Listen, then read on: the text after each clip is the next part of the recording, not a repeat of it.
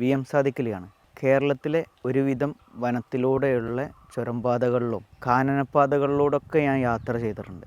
അങ്ങനെയുള്ള കാനനപ്പാതയിലൂടെയൊക്കെ യാത്ര ചെയ്യുന്ന സമയത്ത് നമ്മൾ സ്ഥിരമായിട്ട് കാണുന്നതാണ് റോഡിൻ്റെ ഇരുഭാഗത്തും മാലിന്യ കൂമ്പാരം കൊണ്ട് നിറഞ്ഞിരിക്കുന്നത്, അതുപോലെ മദ്യക്കുപ്പികളൊക്കെ നിറഞ്ഞിരിക്കുന്നതൊക്കെ കാഴ്ച കാണുന്നുണ്ട്. കാട്ടിലേക്ക് അല്ലെങ്കിൽ കാനനപ്പാതയിലൂടെ മദ്യപിക്കാൻ വരുന്ന ആളുകൾക്കുള്ളതാണ് ഈ ഒരു വീഡിയോ.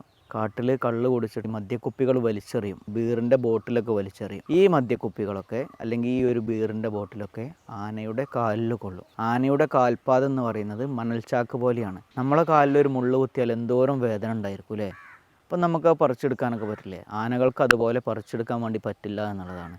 അതൊരു വ്രണമായിട്ട് അതിൻ്റെ കാലിൽ ഇങ്ങനെ ഉണ്ടാവും. അത് വേദന കൊണ്ട് എന്ത് ചെയ്യും? അതിലൂടെ യാത്ര പോകുന്ന ആളുകളൊക്കെ ഉപദ്രവിക്കും.